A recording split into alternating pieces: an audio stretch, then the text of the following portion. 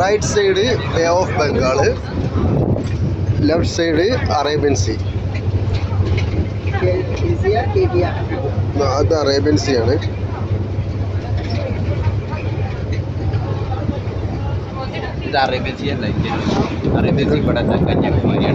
ഇത് തെറ്റിയതാണ്.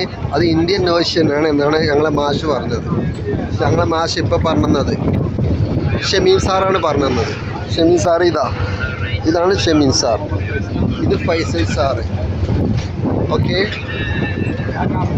കണ്ടില്ലേ Faisal sir Shameen. Faisal sir ഹിന്ദിയിൽ സംസാരിക്കും, കുറേ തമിഴിൽ സംസാരിക്കും, ആർക്കും മനസ്സിലാവില്ല.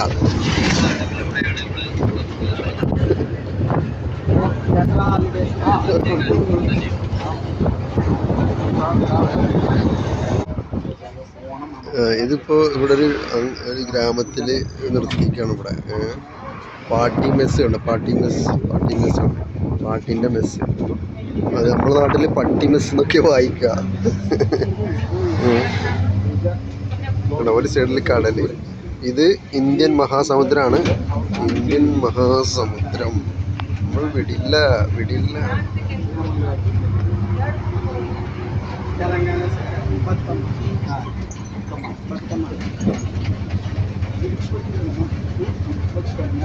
ഇന്ത്യൻ മഹാസമുദ്രം.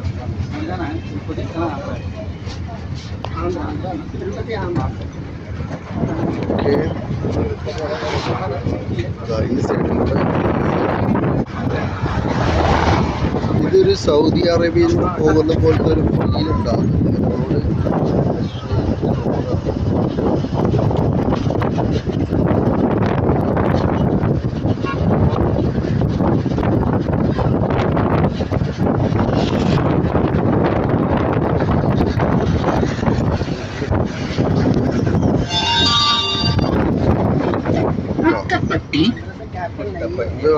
അടിപൊളി സെറ്റിങ്സ് ആണ്. ബസ്സിൽ അടുത്ത നൃത്തം കടത്തൊക്കെ പറയുന്നുണ്ട്.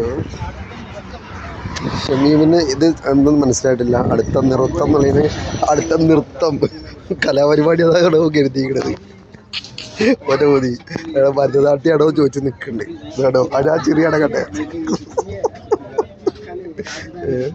ഫൈസൽ സാറെല്ലാം മനസ്സിലായ പോലെ ഇരിക്കുന്നുണ്ട് കേട്ടോ. ഇതിനെ കുറിച്ചൊക്കെ വിശദീകരിച്ചു കൊടുക്കാൻ അടുത്തുള്ള ആൾക്ക്. നൃത്തം എന്ന് പറഞ്ഞാൽ ഭരതനാട്യം അല്ല, നൃത്തമാണ് പറയുന്നത്.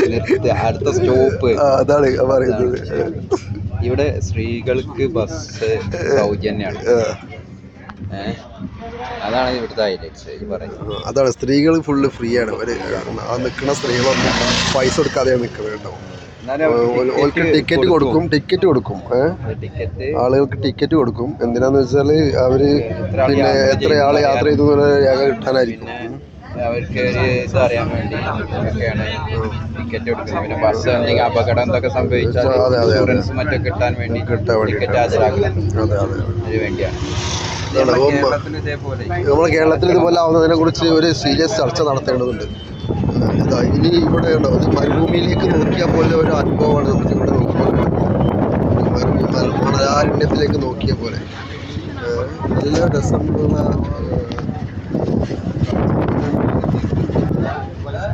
ഈ ഭാഗത്ത് ഇത് ഇന്ത്യൻ മഹാസമുദ്രം. അതിന് നേരെ opposite Bay of Bengal. Bay of ബംഗാളാണ്.